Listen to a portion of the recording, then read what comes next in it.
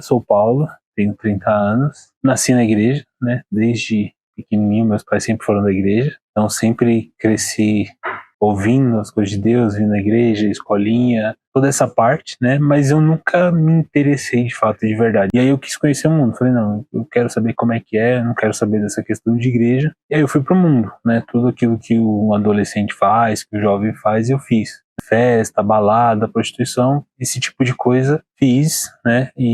Mas mesmo quando eu tava lá, era um pouco estranho, mas mesmo assim eu insisti, que mesmo nesse período era como se tivesse algo que me incomodasse. Às vezes eu tava numa festa, ou às vezes eu tava com alguns amigos e eu sempre ouvia aquela voz tipo assim, o que você tá fazendo aqui? Aqui não é o seu lugar e tal, mas eu sempre resistente, né? Não, eu vou continuar, não quero saber de igreja, não quero saber de nada que tá relacionado à igreja. E aí eu, né, esse tempo todo fora da igreja, mas assim, como eu cresci na igreja, então assim, tudo aquilo que a gente ouve, tudo aquilo que a gente aprendeu, mesmo que a gente não praticasse, aquilo ali estava dentro de mim. E aí eu fui pro mundo e tal, mas também estava focado em me desenvolver como pessoa, profissionalmente. Fiz faculdade, estava num bom emprego, só que eu precisava melhorar o idioma, né? E aí eu decidi fazer o intercâmbio.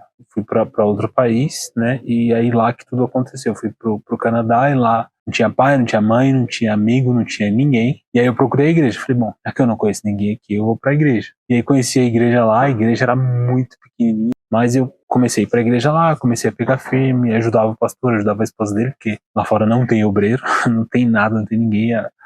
Lá é totalmente diferente daqui, o frio, a língua é bem mais complicado. E aí eu comecei a pegar firme, não tinha amigo, não tinha ninguém, não tinha pai, não tinha mãe. Eu falei, bom, a única coisa que eu tenho aqui é Deus. E aí comecei a pegar firme.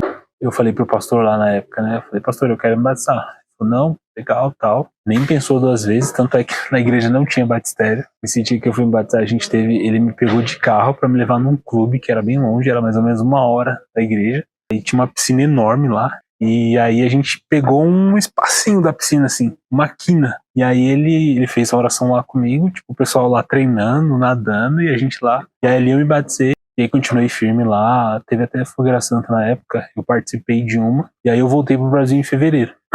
Quando eu voltei, eu já sabia que tinha uma igreja perto da minha casa. Falei, bom, eu vou lá. E eu tinha me batizado, mas eu não tinha tido encontro com Deus e nem tinha recebido o Espírito Santo ainda. Só que eu já entendia da importância da necessidade. Eu falei, eu preciso fazer alguma coisa. E aí na época tinha um grupo chamado Última Pedra. E aí eu falei pra Deus, eu vou pra esse grupo, que é o grupo mais pesado que tem. O mais difícil, assim, espiritualmente falando, porque você lida com pessoas que estão numa situação espiritual bem complicada, né? E aí eu fui, a gente buscava as almas, a gente fazia núcleo, todo final de semana eu tava na rua, subindo morro, descendo morro. E ali eu tive meu encontro com Deus, porque eu já estava praticamente rendido, né? Eu só precisava fazer o que tinha que ser feito. E tive meu encontro com Deus, mas não foi suficiente, né? A gente fala, tá faltando alguma coisa ainda. A gente ali naquela busca e lutando, não acontece, vem a dúvida e vem o medo, mas eu falei, bom, já são 23 anos, né? Eu já decidi me entregar, já desisti do mundo, então eu não tenho mais como voltar para trás. Eu vou ter que continuar. E aí eu lembro que era muito sacrifício, né? A gente tinha que fazer propósito, jejum, e vinha o medo e vinha a dúvida, mas assim, eu tava decidido. Eu falei, eu só paro. Na verdade, eu não vou parar, mas assim, isso aqui, enquanto eu não receber o Espírito Santo, eu não paro. E fazendo propósito, e vinha pra igreja na quarta-feira, vinha pra igreja no domingo, e fazia os trabalhos, e tentava ajudar as pessoas. Até que numa quarta-feira, foi até um pastor que ele veio pra cá, ele ficou pouco tempo. E aí na busca eu vim aqui na frente, e a gente se entrega ali, eu falei pra tudo, né? Eu falei, meu Deus, eu não sei mais o que fazer. O que eu sabia que eu tinha que fazer, eu fiz. Agora é com o Senhor. Se o Senhor não me batizar, eu não sei o que vai acontecer. Desistir, eu não vou. E ali eu tive a certeza do meu batismo com o Espírito Santo. E não senti nada, não aconteceu nada. Foi só a certeza mesmo. E dali pra frente a gente continuou. Continuei trabalhando, ganhando almas. Logo depois veio na igreja sempre tem, né? De tempos em tempos, né? E veio aquela vontade de... Eu já estava ganhando alma, já estava fazendo obra de forma indireta, mas eu falei, eu acho que a gente pode mais, né? E aí surgiu a oportunidade de entrar no CPO, entrei no CPO, me tornei colaborador, obreiro, e estamos aí firmes e fortes. Como eu tive não sei se é a oportunidade, o privilégio de sempre estar envolvido nesse ambiente, então assim, os princípios eu sempre tive. Então é igual eu falei, quando eu tava na balada, de madrugada, às vezes, eu tava com os meus amigos, eles estavam usando droga, eu levava droga pra eles, mas eu não usava. E às vezes eu parava pra pensar e sempre vinha meu, aqui não é seu lugar, o que você tá fazendo aqui? Mas eu não queria, tipo assim, me dobrar. Eu já sabia que era Deus que estava falando comigo, mas eu falei, eu não quero, não vou, não quero, não vou. Mas assim, você sabe o que você tem que fazer, não quer fazer, só que você vê o impacto disso, por exemplo.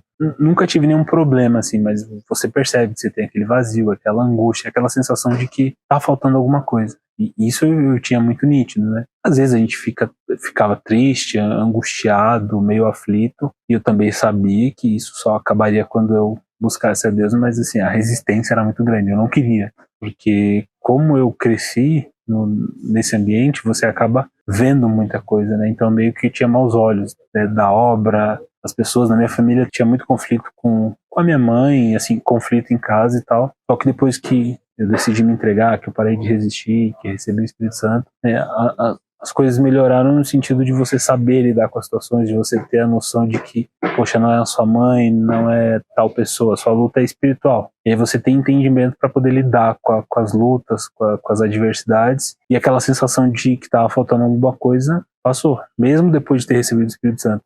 A gente tem problemas, mas assim, você sabe que é passageiro, que você vai vencer, e é isso. O Espírito Santo para mim é o guia ali, é aquele que diz o que você tem que fazer, para onde você tem que ir, o que você deve e não deve fazer. E claro, a gente tem que ter a sensibilidade, né? Você tem que estar sempre atento, sempre voltado. Poxa, meu Deus, que caminho que eu tomo, que direção que eu sigo? É esse o caminho mesmo? É essa a direção? Acho que ele é o guia, o norteador, assim, é como se fosse o GPS da vida. Assim, ele fica meio que sem saber para onde ir. Bom, você que está aí do outro lado, às vezes você tenha se identificado com as coisas que eu falei, com o meu testemunho, ou você pensa que para você não tem jeito, que não vai dar certo, mas eu sou a prova viva de mostrar para você e te dizer que dá certo, que funciona, e só depende de você, porque o que Deus tinha para fazer, Ele já fez. A gente vai ter o jejum de Daniel aí, é uma excelente oportunidade para abandonar tudo que precisa abandonar, se esvaziar e tirar esse tempo para se conectar com Deus e receber aquilo que Ele tem para dar para a gente, que é o Espírito dele.